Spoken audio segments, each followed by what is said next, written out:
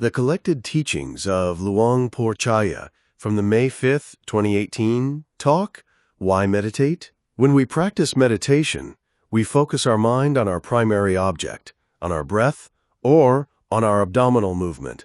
When we gain some extent of concentration, we can see visions appear, not to our eyes, but to our mind. We call these mental objects. This is possible because we have gained some extent of concentration. When we have deep concentration, we may know past lives. We call this samatha nimitta, the sign of concentration. It's not strange, it's natural. We need to practice meditation, not just on the Buddha's holy days, but every day. Why do we need to practice meditation? Do you think about that? The purpose of practicing meditation is to get rid of our wrong view. Because of our wrong view, we suppose that these 5 aggregates of clinging, this concept of mind and body, is the same person, is us. But really, it's not. We're trying to reduce this wrong view. We need to practice meditation to get rid of it. What do we see when we practice meditation? We see mind and matter as the 5 aggregates, just arising and disappearing. We will not see them as a person. Some people might say, I'm not like that. I'm the same person. I have the same mind. But it's not the same mind. Every moment, every second, the mind is arising and disappearing, one right after another. It's not the same mind. Every moment, a new mental moment comes. The old one disappears and a new one comes. This body is also not the same as when we were born. These organs, our self, this function, is just arising and disappearing every moment. It keeps changing.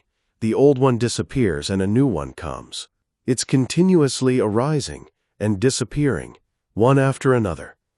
When we gain concentration and wisdom, we'll see the nature of mind and matter, and then we will not attach to the body. There's no longer wrong view.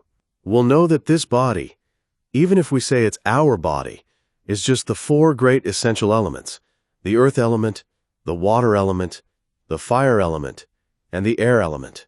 It's just 4 essential elements. If we see it as a form, it's just a concept. If we see a concept, we're attached to the concept. The attachment to this concept causes suffering. But when we see its real nature, we won't attach to it. That's why we need to practice meditation. When you focus your mind on your breath, in every moment you're noting the breathing, this air element, arising and disappearing, one after another. It's not the same breath. And then you start to realize that this is just the air element. An old 1-292 just practice disappearing and a new one arising, one after another. You'll see the impermanence of the air element. And it's not just the air element you see moving and changing, arising and disappearing. You'll realize that the noting or knowing mind also keeps arising and disappearing. Mind and body are arising together and disappearing together.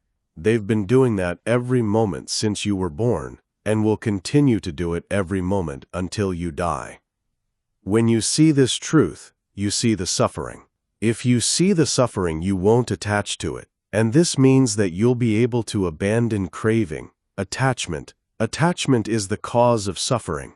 We need to see this suffering. So why do we need to practice meditation? 1. To remove our personal wrong view, and 2. As ordinary people, as worldlings, our minds are constantly thinking about the past or the future. They keep thinking all the time. So what happens? Sometimes we like to eat a certain type of food, and sometimes we don't like it. Greed and anger are always arising. Why? Because of delusion. We're not seeing the truth. Delusion is ignorance. Without practicing meditation, there's only greed, anger, and delusion arising. But when we practice meditation, we try to reduce this ignorance. We try to see what's happening with our body, our feelings, our sensations, our emotions, and our thoughts. This knowing mind leads to wisdom. When wisdom arises, there's no room for ignorance. When we have no ignorance, no greed or anger follows. So we need to practice meditation to reduce all kinds of mental defilements. In our previous lives, and even in this life, we've had much good and bad, wholesome and unwholesome, karma. One action can produce one result, or one life. As an ordinary person, we've done many kinds of unwholesome actions. If the results of these unwholesome actions get to the source, to us, in this present life, we will face a lot of suffering. And in the next life, it's possible to be reborn in an unhappy state too.